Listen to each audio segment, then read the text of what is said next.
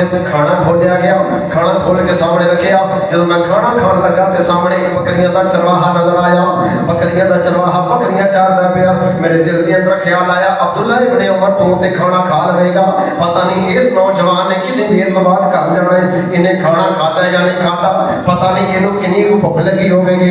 हजरत अब्दुल्ला इब्ने उमर ने फरमाया, ओ बेलिया बकरियां चराने वाले नौजवान चरवाहे अर्ज किया हजूर हुक्म होवे। फरमाया आ मेरे नाल बैठ के खाना खा लै, आ मेरे नाल बैठ के खाना खा ला। सुबह तो लैके दोपहर का वेला हो गया, खाना खा। तू जनाब बकरियां चला रहे हैं, पता नहीं खाना खाता होवे या ना खाता होवे। हजरत अब्दुल्ला इब्ने उमर फरमाते ने जदों मैं इन्ना आखिया आके मेरे नाल खाना खा लै, वो नौजवान कहने लगा, ए अब्दुल्ला इब्ने उमर आना साइमुन, मैं ते सुबह दा रोजा रखिया होया है। हालांकि रोजियां का भी जनाब मौसम नहीं, रमजान शरीफ नहीं जनाब, रमजान तो अलावा नफली रोजे रखे हुए ने, नफली रोजे रखे ने उस नौजवान ने। आपने फरमाया मैं खाना खाता, खाना खा के उन्होंने आखिया तू इस तरह कर इन्हां बकरियां दे विचों तवज्जो करिया जरा कि रब दे कोलों डरन वाला रब किवें ने सीधे दरवाजे खोलदा है। आपने फरमाया नौजवान इस सारे इज्जत दे विचों किड्डा वड्डा बकरियां दा इज्जत है, इस सारे इज्जत दे विचों एक बकरी मैनू दे देना जरा, जिन्ना जनाब तू पैसा मंगेगा उन्ना पैसा मैं तेनों दे देंगा, जिन्नी रकम तो मंगेगा उन्नी रकम मैं तेनों दे देंगा, लेकिन गल ये मैनू जनाब बकरी दे दे।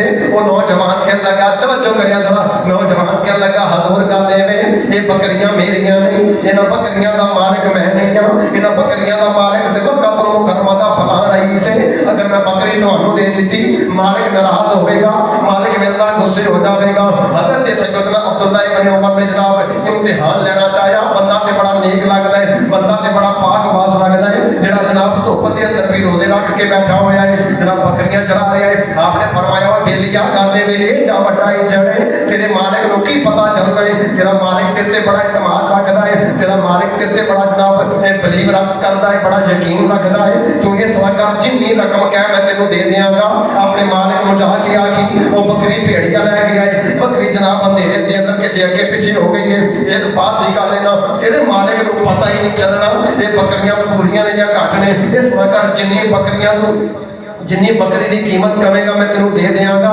फिर अगली गल मैं बकरी को इत्थे ज़िबा करांगा, ज़िबा करके गोश्त भी तेनों दे देंगा, पैसे भी लै जाई गोश्त भी लै जाई। वो कहने लगा अब्दुल्ला इब्ने उमर मैं इंज नहीं कर सकता। आपने फरमाया तेरा मालिक नहीं वेखदा पिया। उन्हें जनाब की कीता, गुस्से के अंदर उठिया, उठ के जनाब अपन बकरियां हिकना शुरू कर दिता, बकरियां कट्ठियां करदा।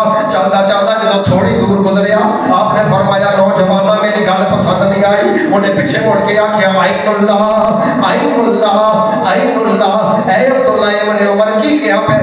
आखदे हो कि मेरा मालिक मैनू वेखदा नहीं पिया।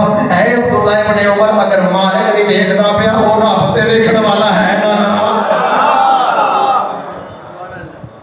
रब ते वेखदा पिया ना जरा। हजरत अब्दुल्ला इब्ने उमर फरमाते ने मैं खाना खाता, खाना खा के जो फरागत इस्तेमाल कर ली, फरागत पा रही, मैं उठिया जनाब वो पिछे पिछे तुर पिया, वो पिछे पिछे चलन लग पिया। मैं वेखा तो सही किड्डियां बख्तां वाला मालिक है जिन्होंने रब ने एडा पाकबाज ईमानदार नौकर दिता होया है। जनाब आप फरमाते ने मैं चला गया, वो जनाब बकरियां बनन लग पिया, बकरियां नूं जनाब इज्जत के अंदर कट्ठियां करके जनाब रखन लग पिया। तो मैं वो मालिक ने जाके गल की, उन्होंने आख्या वो तुहानूं किड्डा मुकद्दरा वाला है।